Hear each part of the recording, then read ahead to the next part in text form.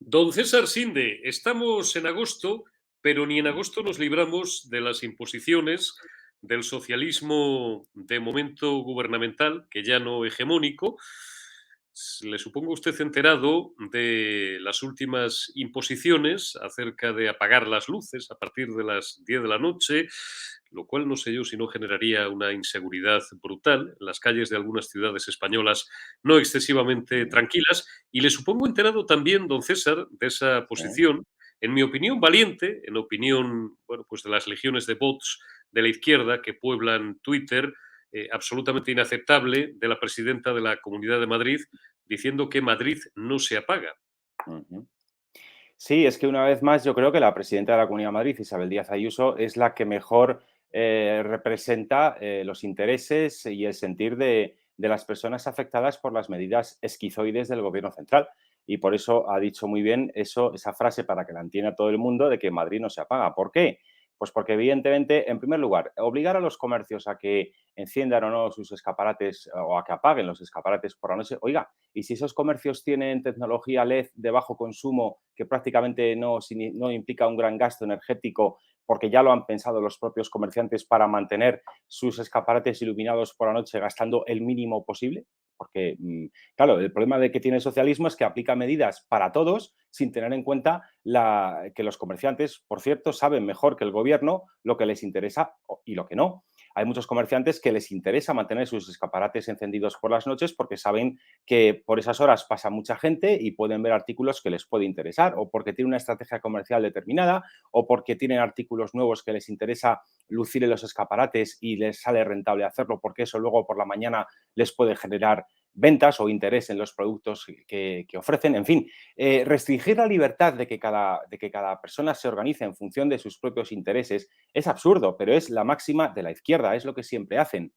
Por otra parte, claro, es que cuando acusan a la presidenta de la Comunidad de Madrid de insolidaria por negarse a algo que va contra los intereses de un sector económico vital para Madrid, como es el comercio, pues es que, claro, se olvidan de que Madrid ya tiene un plan de ahorro energético desde el año 2017, lleva ya 5 años en vigor.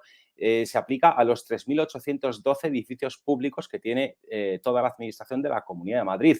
Se han ejecutado ya 3.000 actuaciones diferentes para conseguir un ahorro energético, se han invertido 148 millones de euros, cada año se está ahorrando no menos de 1,6 millones de euros en gasto energético, eso supone dejar de gastar no menos de 17,5 gigabytes al año, que no es poco. Además, con estas medidas de ahorro cada año se evita emitir a la atmósfera más de 4.000 toneladas de CO2 y también la sustitución de calderas de gasóleo para calefacción por calderas de gas ha provocado que cada año en la Comunidad de Madrid, en los edificios públicos, se dejen de emitir más de 7 toneladas de óxido de nitrógeno a la atmósfera. En total, en 5 años que lleva este plan aplicándose con medidas eficientes de ahorro energético, se han evitado emitir 82.600 toneladas de óxido de nitrógeno. Se han evitado emitir 35 toneladas de óxido de nitrógeno sustituyendo la calefacción de gasóleo convencional por la de gas natural, que emite menos partículas en suspensión y menos contaminantes a la atmósfera. Y también se han dejado de gastar más de 25.800 toneladas equivalentes de petróleo. Esas son cifras de gestión. Como siempre, la Comunidad de Madrid hace cosas eficientes para conciliar el respeto al medio ambiente con la actividad económica, mientras que el socialismo lo que hace es usar el medio ambiente como pretexto o para imponer impuestos o para reducir la actividad económica o para decirnos cómo tenemos que vivir. En síntesis, esa es la gran diferencia que hay. Por eso la Comunidad de Madrid es líder en la economía española y por eso las medidas de Pedro Sánchez, muy a nuestro pesar, lo que hacen es generar pobreza y miseria. Ahora, no deja de tener su gracia, don César, que le diga Pedro Sánchez a Isabel Díaz Ayuso que hay que ser menos egoísta y solidario y que le recuerde, entre comillas, España es un país donde la ley se cumple, donde la ley se cumple en la Comunidad de Madrid, en opinión de Pedro Sánchez, porque esto para Claro, los golpistas catalanes y para los proetarras, pues exacto. no rige. Además de socialistas, tienen un cinismo absolutamente tremendo. Sí, bueno, tú es que eres muy generoso, Eurico. Yo diría que tienen una desvergüenza y una desfachatez que además yo creo que nos toman por imbéciles. Y yo creo que piensan que no tenemos inteligencia, no tenemos neuronas y tampoco tenemos memoria, porque A poco que se recuerde cualquier decisión del gobierno de Pedro Sánchez, es que eso de que la ley se cumple, tienes toda razón, dependiendo de quién es. Bueno, la ley se cumple y veremos a ver, en Cataluña, por ejemplo, hay ya varias sentencias que obligan a dar la ínfima cantidad de un 25% de horas lectivas en español. La Generalidad de Cataluña no hace más que articular fraudes de ley para esquivar esa sentencia y Pedro Sánchez se calla como P puntos suspensivos. Entonces, que venga Pedro Sánchez a sacar pecho del cumplimiento de la legislación cuando además, cuando a los que han sido condenados por incumplir la ley y por dar un golpe de Estado en Cataluña, por cierto, les ha indultado, cuando el propio Pedro Sánchez decía que consideraba inadmisible que los políticos indultaran a políticos en una entrevista con un comunicador célebre en televisión, está en YouTube, se puede buscar, no me lo invento, pues ese es Pedro Sánchez, ¿no? Pero es que todas sus medidas siempre luego lo que ocurre es que no se cumplen, porque vamos a ver, es que este gobierno hace 3, 4, 5 meses decía que el suministro energético estaba garantizado. Oiga, si el suministro energético está garantizado, ¿por qué tenemos que ahorrar ahora energía? Es que Claro. este gobierno hace 4 o 5 meses prometía y juraba y perjuraba que a nadie le iba a faltar ni electricidad ni gas. Y ahora presenta un plan que obliga, además de que es absurdo, por cierto, y además de que es ineficiente por definición, pero es que además de eso perjudica la actividad económica. Y es que además de eso, las asociaciones de comerciantes ya han dejado claro que si les obligan a bajar la temperatura en invierno a 19 grados es la temperatura que dejan las grandes superficies comerciales durante la noche cuando, cuando las tiendas no están abiertas para mantener un mínimo de temperatura interior o un mínimo de congelación, como lo llaman ellos, para Ujú. después, cuando abren, subir la calefacción, porque si apagan la calefacción completamente en invierno, todo el aire interior de los edificios se enfría y luego volver a calentar toda esa masa de aire cuesta más. 19 Ujú. grados es eso, la temperatura que se deja por las noches cuando los comercios o las grandes superficies están vacías. Y por otra parte, es que 19 grados implica tener frío dentro de las tiendas. Y las tiendas tienen muy bien estudiado ofrecer unas condiciones de confort para estimular o para facilitar o para promover que los clientes pasen más tiempo dentro de las tiendas, porque eso implica mayores probabilidades de venta de los artículos que tienen a disposición de sus clientes.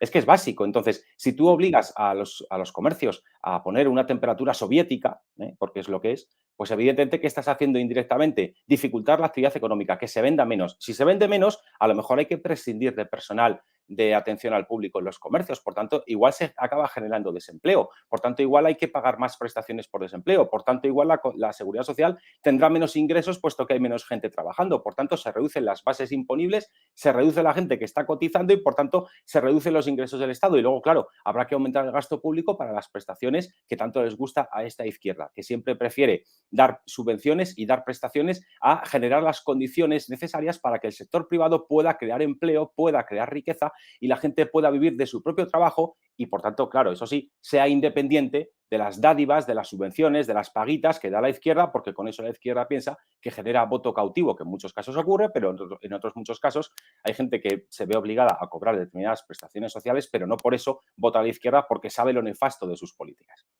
Da usted por supuesto que parte de los ministros de esta cuadra gubernamental saben lo que es una base imponible. Yo hace muchos años siempre cuento la anécdota a una compañera en Igual otra se piensan que es un redacción. somier de la cama, Sí, lo de la base imponible.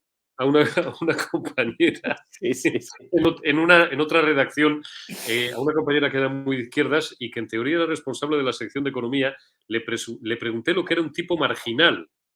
Les ahorra ustedes la respuesta y se la ahorra usted, Y don se César. pensó que era alguien que estaba en situación de exclusión social. Claro, un tipo Sí, marginal, se pensó que era un un tipo marginado, claro. un tipo marginal, ¿no? Usted y yo, pues para ella hubiéramos Sí, sido sí. peligrosos capitalistas y no tipos marginales, pero iba por ahí la respuesta. Anoche recuperaba declaraciones, antiguas declaraciones del exministro Miguel Sebastián, que lo fue, que es a quien se le ocurrió, a él o alguno de sus asesores, aquella estupidez de la corbata que Sí. lo han debido de volver a repetir en alguna cadena, en algún plató de alguna televisión amiga, de alguna televisión propagandista, y el tipo explicaba muy serio el Mm. efecto de quitarse la corbata, rebajar 2 o 3 grados la sensación térmica, y contaba también muy serio el tipo, sin reírse, y a Miguel Sebastián le tenemos por un socialdemócrata más o menos suave, por un tipo que le ha ido de puñetera madre, por lo demás, Mm. viviendo del poder, pero relativamente romanizado, de un tipo que ha estudiado economía en Estados Unidos, pues no le suponemos ningún imbécil, ¿no? Pero claro, el problema es el uso que hacen de estas medidas, la demagogia, el populismo y cómo adoctrinan a parte del rebaño. Recordaba que lo habían tomado del ejemplo japonés, de un primer ministro japonés que lo había implementado y que allí les había ido muy bien. Bien, ahora ya hablando completamente en serio, esto es todo lo que tiene que ofrecer la izquierda, don César, ante pues un panorama económico, y hemos insistido ya miles de veces en las últimas semanas, en los últimos meses, absolutamente desolador. Tenemos a Nadie Calviño, que ahora reconoce que van a venir tiempos muy duros. Después de Ah, haber dicho que la inflación estaba prácticamente superada desde antes de la invasión de Ucrania, ah, desde el pasado otoño, desde la pasada Navidad, y a una Teresa Rivera que la declaración es del día 20 de julio, por tanto, hace aproximadamente un par de semanas que había garantizado el suministro energético y bueno, pues que ahora nos insta pues prácticamente a apagar la luz y hacer nuestras cositas pues a mm. oscuras. Sí, sí, te referías tú a Miguel Sebastián con esas tonterías de medidas que proponía. Así no me extraña que cuando se presentó como candidato al Ayuntamiento de Madrid para competir con Alberto Ruiz Gallardón, popularmente se le bautizó como Miguel Sebastián, con perdón. Tenía su gracia, ¿no? Porque, 2007, claro, sí. en fin, evidentemente la gente le Fue caló que muy bien. ya en el colmo de la desesperación le sacó a don Alberto Ruiz Gallardón la foto de una amiga o de una Sí, colaboradora, como sí. supongo que el paisanaje ya se habrá olvidado, no vamos a recordar su nombre, usted y yo nos acordamos, que fue Mm. ya la mayor, en fin, la Sí, porque mayor se metió. defecación que pudo cometer Sebastián en campaña, porque a Mm. partir de ahí ya entró en barrena en aquel debate Sí, televisivo. se vio tan desesperado porque el programa que tenía era absolutamente infame, que tuvo que Mm. sacar en un debate electoral la foto de un medio de comunicación que le atribuía al señor Gallardón determinadas concesiones que luego todo quedó en nada porque no se acreditó judicialmente y no hubo consecuencias penales, No había pero que caso. también se le atribuía una relación privada, con lo cual el señor Gallardón lo tuvo a huevo en ese debate al decirle no sabía yo que iba usted a estar dispuesta a entrar en cuestiones personales. Ujú. Evidentemente, ¿no? Tan bajo cayó. Por eso, nunca mejor dicho, el mote de Miguel Sebastián, con perdón, yo creo que le vino al pelo, ¿no? Pero esto de la corbata, hablando de este personaje, yo recuerdo cuando era ministro del gobierno de Zetaparo, que nunca mejor dicho hay que recordar también la capacidad de generación masiva de paro que tiene el PSOE cuando gobierna, por eso se le llamaba a Zapatero, le llamaban Zetaparo también. Cuando este señor era ministro, Miguel Sebastián, y se negaba a ponerse la corbata, el entonces presidente del Congreso, un tal José Bono, que no es sospechoso de liberal, creo, le mandó una corbata por vía de un ujier para que se la pusiera mientras estuviera en el hemiciclo. Y hubo una polémica y el señor Bono, desde la tribuna de la presidencia del Congreso, instó al ministro Sebastián a ponerse la corbata y este se negó. Y cuando salió del hemiciclo y le preguntaron a los medios de comunicación, José Bono dijo una cosa que tenía toda la razón del mundo. Decía, es que yo no puedo exigir el cumplimiento del reglamento del Congreso a los ujieres que en pleno verano llevan corbata mientras los diputados o los ministros carecen de ella. Y tenía toda la razón del mundo. Es decir, a los ujieres, que además son funcionarios, ¿verdad? Se les exige llevar corbata y no se les permite dejar de ponérsela en verano. Pero los políticos, de izquierda sobre todo, demagógicos, sí pueden quitársela. Cuando por otra parte, ya que entramos en temas tan frívolos, pues entremos en ellos. Es que no te da calor llevar una corbata.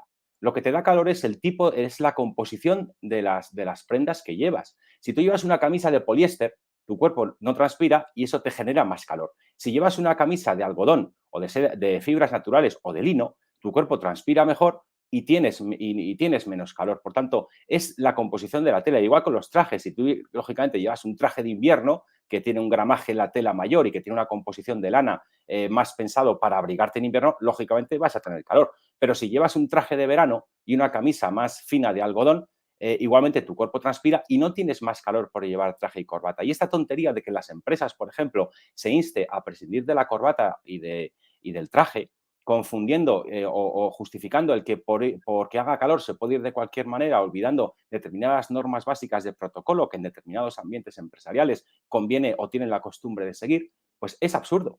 Pero es que el socialismo se saca conejos de la chistera para intentar justificar o intentar dar la sensación de que hace algo por solucionar los problemas y en realidad lo que hace son sacarse ideas de la manga para distraernos y para dar la sensación de que hacen algo cuando en realidad no hacen nada. Por ejemplo, ahora resulta que con el calor que estamos teniendo en verano, Ujú. Resulta que, claro, la gente pone más el aire acondicionado y para satisfacer esa demanda de electricidad, resulta que las centrales de ciclo combinado están funcionando a destajo. Pero ¿no era que con las renovables ya cubríamos la demanda energética? Pues resulta que no. Pues va a Resulta ser. que se evidencia que las Ujú. fuentes de producción convencionales son necesarias porque las fuentes llamadas renovables, la eólica, la solar fotovoltaica, la termosolar o incluso la hidráulica, solo pueden generar electricidad en la medida en que haya recursos naturales disponibles. Si no sopla viento, los molinos no pueden aumentar la capacidad de electricidad. Si no hay luz suficiente, las placas fotovoltaicas o termosolares no pueden generar más cantidad de electricidad. Sin embargo, una central nuclear o las centrales nucleares sí que pueden generar más electricidad si la demanda crece. Y tenemos que tener una capacidad de producción que se amolde a la demanda, porque además se pueden dar determinadas condiciones meteorológicas que hagan que las renovables no produzcan electricidad, mientras que la demanda va a seguir siendo constante o se va a incrementar. Si por lo que sea en España tenemos una situación generalizada de poco viento, los molinillos no van a funcionar. Por eso, cuando se instala un parque eólico, siempre se habla de potencia virtual, porque se acota el terreno, se estudian las corrientes de aire de ese terreno durante una cantidad de tiempo, se sacan unas mediciones y a partir de ahí se estima que ese parque eólico compuesto por X número de molinos de viento puede tener una generación de electricidad de tantos gigavatios al año, siempre y cuando sople el viento, que durante el periodo de medición con los aparatos que se pone, se cumpla otra vez ese flujo de viento.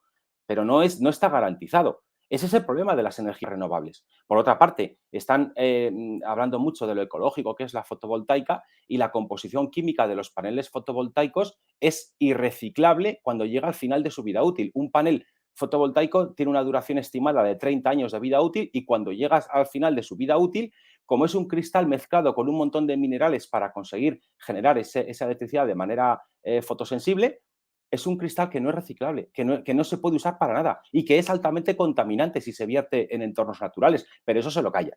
Como se callan, por ejemplo, que los molinillos de viento en su interior usan aceite de refrigeración, que es un aceite industrial pesado, que una vez que ese aceite llega a su vida útil por desgaste, es muy difícil reciclar, es costosísimo y es muy contaminante si hay un vertido. Eso se lo callan. Como también se callan que los molinillos de viento provocan que muchas aves, por cierto, en peligro de extinción, puedan chocar contra las aspas de esos molinos y provocan muertes en en especies de aves que hay pocos ejemplares. Eso también se lo callan.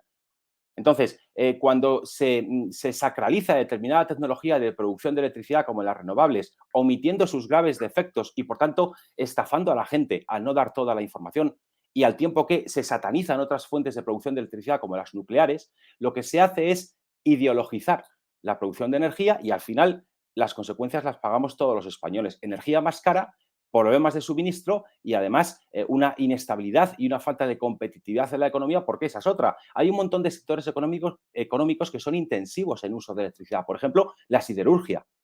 Hace unos meses tuvimos la noticia de que varias empresas siderúrgicas implantadas que tienen fábricas en Galicia, por ejemplo, se quieren ir. ¿Por qué? Porque los costes de la electricidad han subido tanto que no sale rentable producir aluminio en esas condiciones. La función de aluminio es intensiva en el uso de electricidad. Todas esas cosas, la izquierda se lo calla porque lo ideologiza. En lugar de basar la producción de electricidad en factores técnicos y dar la mayor producción de electricidad al tipo de fuente que sea capaz de garantizar el suministro eléctrico, no lo hacen. Apuestan ideológicamente por unos mecanismos de producción de electricidad que tienen graves deficiencias y que tienen graves interrogantes o falta de capacidad de suministro en determinadas condiciones y otras maneras de producir electricidad, otras tecnologías, las demonizan y las satanizan. Y al final las consecuencias, lo malo es que lo pagamos todos, no solo los progres que ideologizan la producción de energía con las nefastas consecuencias que eso tiene. Socialismo, sudores fríos, es lo que nos provoca a nosotros y, como dice el anuncio, cada vez a más gente, porque leemos la última encuesta, cada día nos sirven dos o tres nuevas, pero todas coinciden. Según Libertad Digital, son ya casi 10 puntos los que sacaría de ventaja Alberto Núñez Feijóo y el Partido Popular a este partido sanchista, que no es socialista, a este partido miserable, retrógrado, que sigue representando las esencias de la ideología más criminal de la historia y que sigue empeñado en hundir lo que queda de la nación más antigua de Europa. 10 puntos de ventaja Alberto Núñez Feijóo, que obtendría unos 137, 138 escaños, 44 más de los que obtendría don César el Partido Socialista, que se quedaría alrededor de 93 escaños. Mm, Sálvese el que pueda. Y Pedro sí, Sánchez lo tiene claro, lo llevo repitiendo en las últimas semanas hasta la saciedad, pero le da absolutamente igual, porque él ya está en otra cosa. sí. Y pasará otra vez, por tercera vez ya, lo que ha pasado en las 2 veces anteriores, que tras un periodo de gobierno socialista, gobierna el Partido Popular para sacar a España de la ruina en que ha metido, esos gobiernos, en que nos ha metido esos gobiernos socialistas. Pasó en el 96, cuando salió Felipe González y Aznar tuvo que enderezar una situación económica endiablada, hasta tuvo que pedir un préstamo para pagar las pensiones porque no había dinero en la caja. Los Pasó de en Emilio 2011, Botín. cuando salió Zapatero del gobierno y llegó Rajoy y lo tuvo que arreglar, y todo parece indicar, según las encuestas, que va a volver a pasar lo mismo. Pero en esta ocasión, yo creo que Alberto Núñez Feijóo es el que más difícil lo va a tener con respecto a sus antecesores para sacarnos de la ruina, como lo tuvieron que hacer Mariano Rajoy y como lo tuvo que hacer José María Aznar. Porque la situación de ruina en la que está España hoy es infinitamente peor de lo que estaba en el año 96 y de lo que estaba en el año 2011. Porque en el 96 y en el 2011 también empezó a pasar, pero en menor medida, el denominador común de la mala situación que tenía España era la mala gestión socialista, sobre todo en el 96. Su tendencia enfermiza a gastar más de lo que se ingresa y su tendencia enfermiza a monitorear la economía mediante subvenciones, mediante ayudas, etcétera, y mediante un gasto público desorbitado. Eso era en síntesis, y la política económica, evidentemente, que no apostaba por la inversión y por el crecimiento de la actividad productiva. En el 2011 la economía se empezó a ideologizar con Zapatero, pero muy poco. Pero es que ahora tenemos una economía absolutamente ideologizada por este gobierno de activistas, que es el gobierno de Sánchez, y un activista tiene un peligro muy grande cuando llega al poder, porque el activista hace algo que es nefasto para el interés general y para cualquier campo en el que toma decisiones, que es imponer su ideología a la realidad. Y cuando se impone la ideología contra la lógica de la realidad, los resultados son nefastos. Por ejemplo, en el mercado de trabajo. Por ejemplo, con subir el salario mínimo interprofesional a aquellas personas que cobran ese salario mínimo, pero es que las personas que están en esos rangos salariales son porque están en puestos de trabajo de poco valor añadido o de poca productividad, y cuyo margen de incremento salarial solamente se debería conseguir mediante una reducción de impuestos, tanto directos como indirectos, para que esas personas tengan más renta disponible. Porque si tú subes el salario mínimo con la excusa bonista de que quieres que la gente gane más dinero, claro, todo el mundo te compra eso. Pero las consecuencias ocultas de esa medida es que el salario neto de los que cobran el salario mínimo interprofesional apenas sube 50 a 100 euros, mientras que las cotizaciones que tiene que pagar la empresa por esa subida del salario mínimo son desorbitadas. Y eso hace que contratar trabajadores de poca cualificación para actividades laborales que requieren poca cualificación, pues cada vez sea más caro. Y eso dificulta la contratación. Y todo así, con el tema, yo qué sé, con otros muchos aspectos se puede ver. Entonces, Alberto Núñez Feijóo no solamente va a tener que cuadrar las cuentas públicas, que como diría Mariano Rajoy, no es tema menor, es que va a tener que desideologizar toda la acción política de este gobierno, que tiene su traslación a la economía y que impide el crecimiento económico, o que provoca el decrecimiento económico del que tanto hablan los ecologistas con la excusa falsa de proteger el medio ambiente. En definitiva, si hacemos caso a sus tesis, lo que tendríamos que hacer todos, presuntamente, para proteger el medio ambiente es volver a Altamira o volver a Atapuerca, porque los ecologistas estos radicales parten de la base de que la mera existencia de la actividad económica daña el medio ambiente, cuando no tiene por qué ser así, cuando se puede conciliar la protección al medio ambiente con la actividad económica, con la productividad y con la riqueza y el crecimiento del empleo. Está claro. Decía anoche un mermado en Twitter, a ver cuándo, con un gobierno de la derecha, llegamos a alcanzar, o mejor dicho, lo construía en negativo, y de ahí mi hipotética respuesta, que no se llegó a producir. Nunca un gobierno de la derecha había tenido 20 millones de trabajadores en activo, cobrando el salario mínimo interprofesional 1.000 euros al mes. Y estuve a punto de contestarle, claro, imbécil, esa es la idea, que no Claro. haya 20 millones de tíos cobrando el salario mínimo. Pero Pero me he Eurico, es que eso, permitido. eso es especialmente grave ahora que lo dices, porque esa persona que pensaba eso denota lo engañado y lo mucho que compra la mercancía averiada de la izquierda.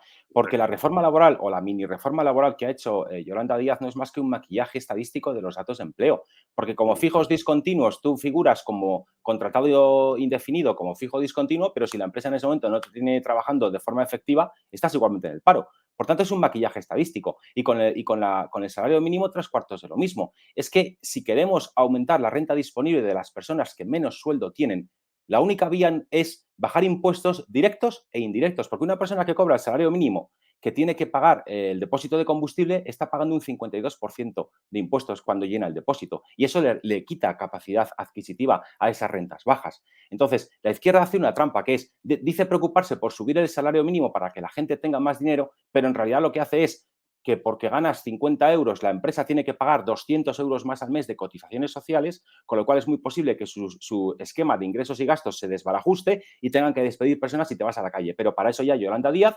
reformó la legislación laboral para que tú figures no como parado, sino como fijo discontinuo. Y entonces maquillamos la realidad y ofrecemos una realidad virtual según la cual todo es perfecto. No hay paro, la gente cobra mucho dinero, pero la realidad es que hay gente que sigue sin trabajar y hay gente que sigue sin llegar a fin de mes porque la izquierda con estas medidas de maquillaje, en realidad sí, la burra te la ponen muy bonita, pero sigue siendo vieja. La realidad, don César, es que a quien más beneficia este aumento de 2 dígitos de la inflación es al gobierno, porque recauda, como se niega a deflactar la tarifa del IRPF, los distintos tramos, recauda un 10% más y porque la imposición indirecta, además, pues lejos de decrecer, crece y como precisamente son las rentas medias y bajas las que destinan más parte de su renta, valga la redundancia, al consumo, son las que más sufren ese impuesto de los pobres y el Ejecutivo, en este caso el Ejecutivo Social Comunista, el que más dinero recauda y el que más llena sus arcas gracias precisamente a que la inflación esté disparada. Por eso tienen tanta alergia a bajar impuestos, que lo sepan ustedes, no es otra la razón. Porque si ni siquiera es bajar impuestos, César, es que lo hemos dicho mil veces y es la propuesta, una de las primeras propuestas que hizo Alberto Núñez Feijóo cuando llegó a la presidencia nacional del Partido Popular. No les pido ni siquiera que bajen impuestos, deflacten la tarifa, que se han encontrado ustedes con un 10 o en algunos casos hasta un 20% más de recaudación con la que contaban, hombre. Reintegren ese dinero, reintegren esa renta a los ciudadanos. Sí, ya solamente por derechos de emisión de CO2, cuando empiezan a producirse lo diré que no me sale la palabra, con gas, ¿vale? Las de ciclo combinado, que no me salía. Ya solamente con eso, el gobierno lleva 16.000 millones más de ingresos en derechos de CO2 en lo que llevamos de año. Claro. Ahí se ve. Entonces, es que, vamos a ver, la izquierda siempre se prevale del buenismo y siempre confunde o siempre habla de sus buenas intenciones cuando adopta una medida para ocultar lo nefasto y las malas consecuencias de esas decisiones. Y siempre confunde intenciones con resultados, y no es lo mismo. Yo puedo decir que tengo la mejor intención del mundo al tomar una medida, pero si la medida en sí misma no ayuda a solucionar un problema, sino que encima lo agrava, yo me centro mucho en decir que lo hago para un buen fin, que nadie en su sano juicio va a discutir. Y con esa simple trampa emocional, parece mentira que les resulte, que les salga a cuenta, ¿no? Por ejemplo, cuando dan subvenciones a empresas para evitar que quiebren. ¿Eso qué supone? Que con el dinero de todos, con el dinero y los impuestos que también pagan todas las empresas, solamente se ayuda a unas pocas, lo cual genera agravios comparativos. Y además, no se puede ayudar a todo el mundo porque no hay dinero para ayudar a todo el mundo, como todo el mundo puede comprender. Por tanto, como no se puede ayudar a todo el mundo y como dar subvenciones a unas empresas y no a otras genera agravios comparativos y es injusto, esa política es nefasta y es poco útil. Y además es que moralmente es injusta. ¿Qué sí debería hacer el Estado?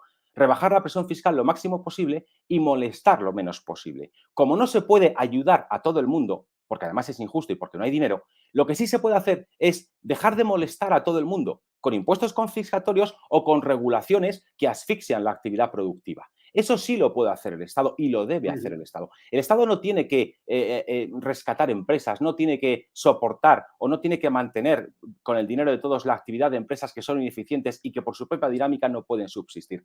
El Estado lo que tiene que hacer es crear unas condiciones mínimas básicas para que tanto empresas como personas puedan prosperar por sí mismas. Esa es la función del Estado y parece mentira que de obvio que es haga falta tener que recordarlo.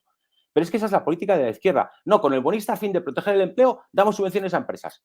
Oiga, ¿y las empresas que no reciben esas subvenciones, qué pasa con ellas? Porque esas empresas sí que pagan impuestos, pero no reciben nada. Y a lo mejor esas empresas se esfuerzan por hacerlo bien. Y a lo mejor esas empresas han pactado una reducción de sueldo en toda la plantilla de trabajadores y directivos del 5, del 10, del 15% para mantener la operatividad de la empresa. Y se están sacrificando todos. O a lo mejor todos trabajan mucho más, trabajan más horas sin cobrarlas para aumentar la productividad y que la empresa sobreviva. Y las empresas que hacen eso y que consiguen mantenerse a flote, claro, como se mantienen a flote no pueden recibir ayudas. Pero otras que a lo mejor no hacen todo eso, sí reciben ayudas. Es que es injusto, es que es perverso, es que es intervencionista, pero les funciona muy bien porque siempre hacen lo mismo. No, es que queremos proteger el empleo. Y claro, ¿quién en su sano juicio va a estar en contra de que se proteja el empleo? Y luego encima, cuando denuncias estas cosas, eres un facha, eres un insolidario, eres un egoísta. No, mire usted, yo lo que quiero es que todo el mundo tenga las mismas condiciones básicas para por sí mismos poder prosperar. Que eso es lo eficiente, porque si yo doy subvenciones a unos y no a otros, primero, no puedo ayudar a todo el mundo y segundo, genero agravios comparativos y tercero, estoy compensando al que lo hace mal. Porque un mecanismo básico de la economía de mercado es que aquellas empresas que sean ineficientes quiebran para que las que son eficientes sobrevivan y sean capaces de ofrecer buenos productos y buenos servicios a precio competitivo a los clientes. Y eso es, en síntesis, el funcionamiento de una economía de mercado saneada, donde las empresas que lo hacen bien subsisten, crecen, y las empresas que lo hacen mal no crecen y no subsisten o quiebran. Es que es básico tener que recordarlo. Me parece mentira que haga falta recordar algo tan obvio. Don César, guarde usted energías y recargue baterías en la medida de lo posible, ya que Mm. estamos en clave energética durante las próximas semanas. Durante este mes de agosto, que es usted una fuerza de la naturaleza y no podemos consentir que se Ujú. marchite y en septiembre Correcto. volver con las energías cargadas. Cuídate mucho, amigo, y felices vacaciones y feliz mes de agosto. Te envío E un abrazo. igualmente, un fuerte abrazo, Eurico, y felices vacaciones a todo el mundo, a pesar del gobierno.